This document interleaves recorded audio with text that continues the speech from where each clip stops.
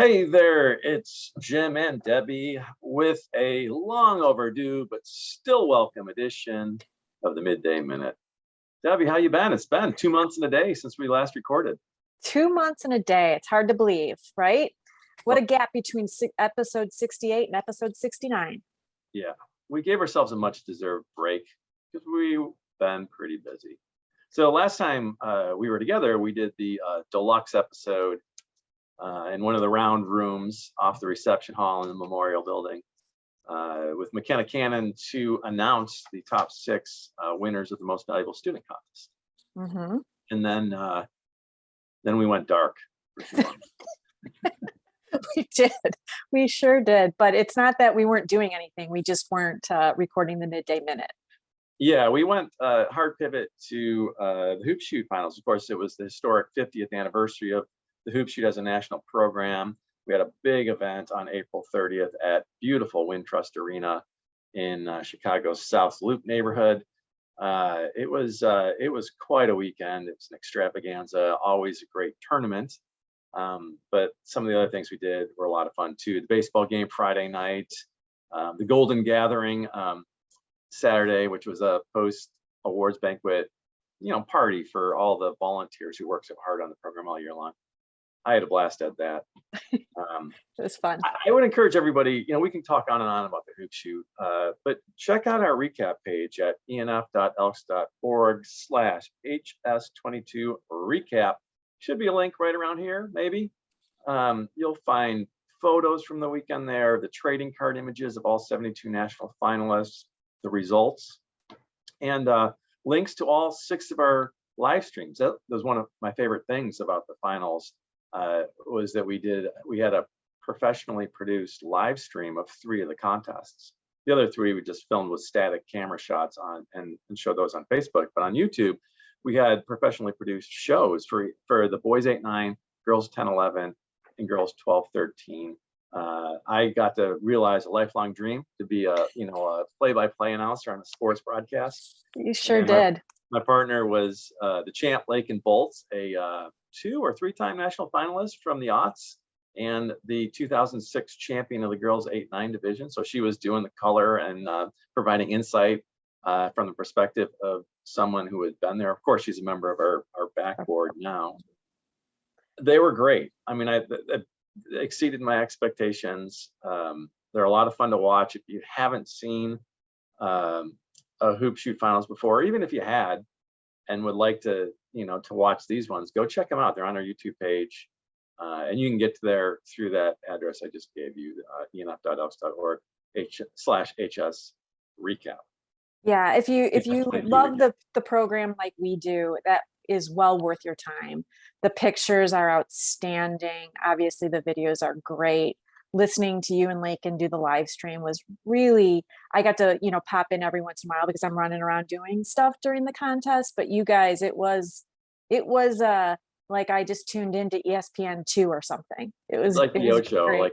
like watching golf on the Ocho or something. Not the PGA. Well, because there was, yeah, or even the next level, but like the Hooters Tour, which is like the 3rd one or something like that. You guys did great, and that was what was one of the most exciting things about having it at Wintrust Arena, a state-of-the-art arena that offered the capabilities to be able to do that. Yeah, I wish we had not lost. We had a camera early on at the start, but before we started, we had a camera that was supposed to be on me and Lakin to occasionally go to us, but we had to redeploy that camera. There are 3 cameras covering each of the contests that we were live streaming, because we had such a cool setup. We had our headsets, and we had one of those like talk back buttons and a cough button, Ooh. and we were there for like 6 hours, and I never got the hang of it. So Lakin was constantly doing those for me, but it was a lot of fun. But we could push the button, the talk back button, and we could talk to the producer and tell him, we want a close up of this kid's socks we were talking about, or let's see if we can find their parents in the stands, and those sorts of stuff. And it was just really slick and really a lot of fun. Higher production value than this little dog and pony show we do. Huh? Absolutely. And we're gonna hopefully be back at Wintrust next year, and we're gonna do it again. And we're thinking about live streaming all of them, just having 2 crews. So that's what we're thinking about for next year. Because the juxtaposition of the ones that we were given the professional treatment versus the static shot on Facebook Live was night and day. Right, right. And obviously, you know, this was probably the biggest finals that we have had, because it was the, you know, the 50th anniversary celebration, and because it was our first time back in person since 2019. But there are a lot of people who obviously can't make it to Chicago to cheer Right. on their finalist, and to be able to bring that sort of live feed to family and friends throughout the country is really cool. And we did the best we could do this year, given what we knew in a new, Yeah. you know, the new arena. And now next year we can plan ahead and be ready to go. Well, even when I used to live tweet the contest, and even dating back when I worked at the Elks magazine, used to report on the hoop shoot finals.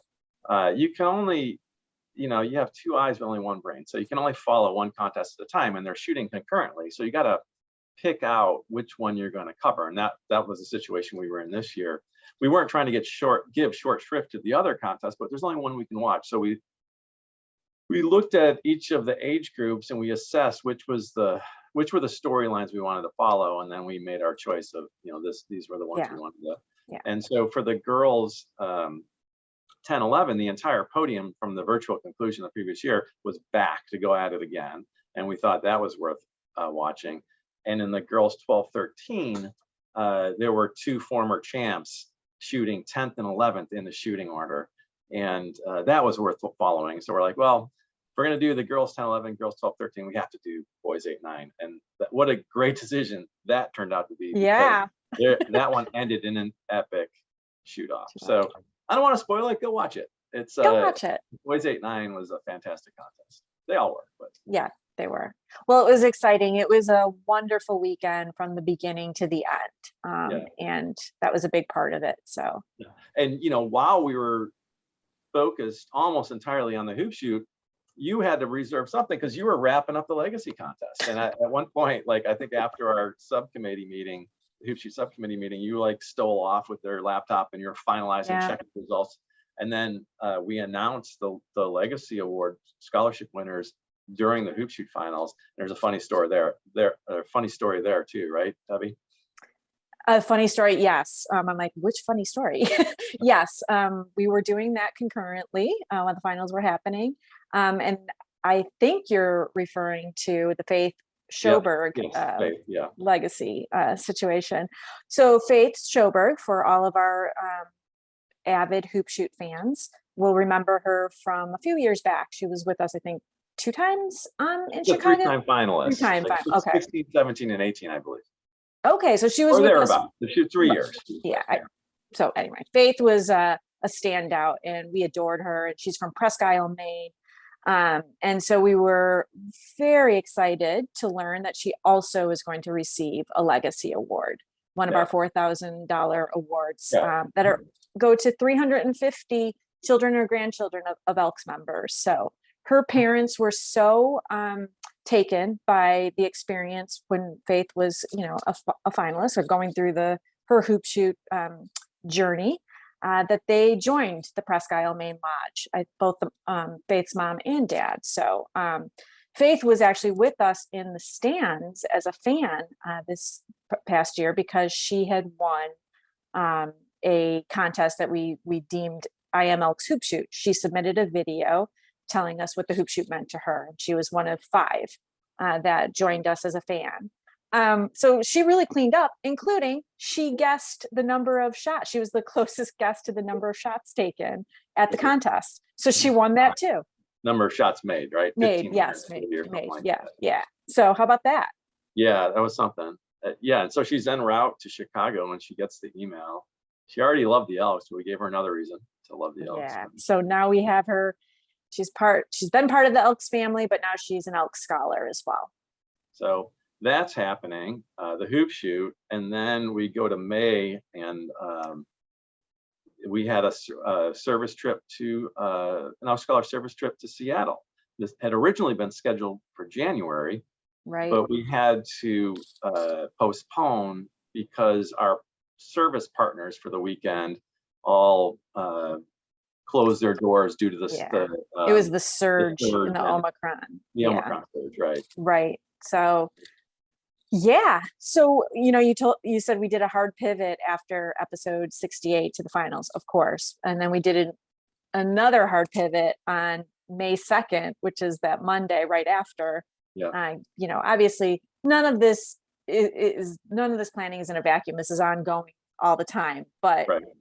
we really then give all of our attention to something.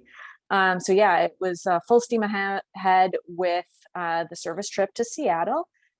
Grace Roebuck, our Elks Scholar Fellow, and Bree Thompson, who is our programs coordinator in the scholarship office, went to Seattle for a whirlwind trip with 12, we call them trippers, Elks Scholar trippers, joined Grace and Bree, and they had a fantastic time.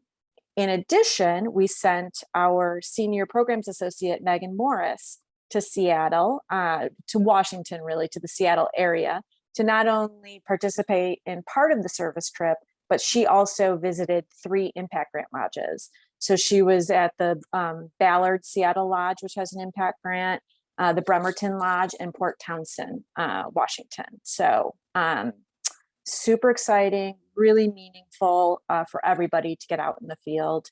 After a time where these things have been on pause for quite a while. Obviously, we know the trips came back last year, but in terms of site visits, it's been a while. Yeah, Megan was talking at our all staff meeting yesterday about her experience. And, she's familiar with all of the impact grant lodges because she heads up the impact grant component of the SIP for us. But being familiar and seeing it in action are 2 different things. And he was just blown away by seeing those lodges in action, described them as forces in the community, which we always love to hear. Right. We sent a film crew along to document the service trip, but also one of the site visits. Right. And we will be premiering a video about Bremerton Lodge, right? Mm-hmm. At convention, at opening ceremonies. Right. And I think you're going to love that. It turned out great. Yes. What a nice segue into what we wanted to talk about, which is right. Other than the audit, which is that's no fun. That's no fun. But, a necessary evil. Right. That catches you up to speed, and now we are focusing fully as we can ever focus on anything, on convention, which is in Atlanta this year, and it's back to a full blown. Obviously. We were back last year in Tampa, but it was kind of a skeleton crew and it was bare bones for us. We didn't do a lot of the things that we would normally do at convention. Right. Because it was a kind of a cautious return to convention programming. But we're all in for Atlanta. Our donor event will be back Saturday night at the College Football Hall of Fame. Right. Which is going to be a lot of fun. We will have our top 2, our Getty Powell Award winners will be with us in Atlanta. Our top 2 most valuable students will be with us in Atlanta, but not alone. There will be other members of the top 20 because they had to meet virtually at the leadership weekend. We invited them to participate on our summer service trip, which is going to be concurrent with the convention. It's to Atlanta. Right. And 10 or 12 of them are going to be there. 9 of them. Yep. 9 of Okay. them. It'll be Grace. It will be Grace's last service trip because her 2-year tenure with us will actually end on July 4th. Right. So yeah, there are 9 2022 top 20s that will be joining us. And Tanner Christensen is the Elks Scholar leader who will help Grace with all of the activities. And he 2020 was a 2020. Yeah. 3rd place winner in 2020, I think. Yeah, that's right. So yeah, it'd be great to see him. He's been on a couple trips, so he is poised and ready to help out. And it is going to be amazing. We don't like to, last year with, like you said, with Tampa, it was scaled back. So when we found out, when we knew things were looking like it was all going to be back to normal, we were full steam ahead. Let's get that service trip going. Let's have our state hoop shoot directors training. That was supposed to happen in Baltimore. That's going to happen. Yeah. Of course, like you said, the Getty Powell families will be there. The MVS families will be there. And for the MVS top winners. So Brianna Fowler from Salisbury, North Carolina, and Caden Oakley White from Slidell, Louisiana. They will also be participating on the service trip. So that's really cool. They're going to come in on Thursday with everybody, and then their families will join them on Saturday. So that's kind of a, a neat aspect of what's going on. And the Elks Scholar Advisory Board is going to be meeting during convention also. So we're going to have a lot of our programs in town, which is fun. Yeah. They'll all be at the opening ceremony, but also on Sunday in the exhibit hall, there will be an opportunity, if you're in Atlanta, for side-by-side service with our scholars. We will be packing hygiene kits for veterans experiencing homelessness. 1,000, yes. 1,000. We have 1,000 comfort kits to be packing. They will all be going to the Atlanta VA for distribution in the future. So our dear friend and colleague, Mary Morgan, helped us arrange that with one of her contacts at the VA there in Atlanta. So they're going to pick up the kits on, Sunday or Monday, and then they will use them throughout the season to veterans who are experiencing homelessness. So come and help us if you're going to be there. It's good, from 10 to 12 at the convention center on Sunday, July 3rd. We are also bringing back something that we did in St. Louis at the 2019 convention. We will be collecting donations of children's books and or unused socks. Not gently. Please. New socks. That's the operative word don't there. Peel them off and throw them in our bin, please. Unused. Unused socks. As we did in 2019, and people really seem to enjoy that. When you bring either those socks or books or both to our booth, we will scan you in, and what we're going to do is draw at least one lodge to receive sort of an additional SIP grant that they can do something nice in their community with. Yeah. So in 2019 in St. Louis, we deemed this the Spotlight on Service because we had just introduced the Spotlight grant. Right. And the Spotlight grant, is off-the-shelf projects that address either, family literacy or individuals experiencing homelessness. So that's kind of where the tie was. We're keeping the Spotlight on Service because we think it is apropos of all of our community investments program grants. Right. And we're also keeping the books and of course the socks because they're easy to pack. Yeah, really easy to pack. Right. And, even if you don't plan on checking your luggage, you can throw a pair or a package of new socks in your, in your bag or a book. And it was we were, overwhelmed by the response in St. Louis. And I have a feeling that our Elks never, ever disappoint us. So I'm, thinking it's going to be just as big of a hit this time. You said at least one grant, because again, we had talked about that as an opportunity to win a grant. And then we ended up awarding or, giving out 5. Right. So who knows what will happen this year? We were blown away by the response. And so we responded in kind by blowing you guys away with, quintupling what we promised to do. And we might do something similar this year if we are blown away with the response. One of the fun things about St. Louis was everyone was bringing socks, and there was a run on socks in St. Louis because people wanted an opportunity to win this grant. And an enterprising shop owner nearby went out and acquired a bunch of socks for industry and was selling them to Elks to come in to try to get socks to resell. Yeah. Yeah. So we love that. The local economy and doing some good. Yeah. So that's going to happen again. We're really looking forward to convention this year. It's our, the show at opening ceremonies is going to be awesome. Similar format to last year, it'll be the Elks Charities at Work segment, kind of emceed by our board chairman, Jim McQuillan, but really focusing on shining a light on the big 5 national programs. So veteran service, Hoop Shoe, scholarships, the SIP, and drug awareness. Yeah. Yeah. It's going to be spectacular. it's going to be a peach of a time. It will be a piece at a time. Nice tie-in. And that brings you up to date and looks forward to what we are looking forward to. And anything else that you would like to add, Debbie? Well, let's also say there's going to be a few seminars happening too. So Yeah, if you're going to be in Atlanta for the convention, please join us for all of these opportunities. We always love, it's like a reunion, right? We talk about it being a reunion when we get together at convention. Right. Being at the booth, just having people stop by and say hi, and have an opportunity to be face to face and to talk. So the roundtable idea exchanges are a new addition to the convention programming, which are exciting. I think will be opportunities to discuss various topics with other Elks. So it's not like a seminar. It's more you're moving into this room. There's a topic. This table might be discussing membership. This one maybe is talking about Elks or whatever it is. Mm-hmm. You find the tables you're interested in, sit down and just talk about that. I think the discussions, each table will be facilitated by somebody, I believe.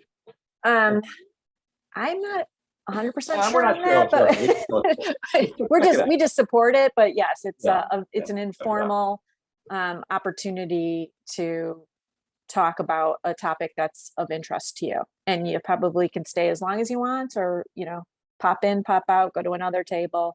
There'll be a schedule on hand, obviously, but those opportunities are happening. So it's always a full schedule. For you, it even starts earlier, but the Elk Scholar Service trip will be, like we talked about, serving on Friday, serving on Saturday, and then at the convention center on Sunday. And we hope everybody will join us for that. Right.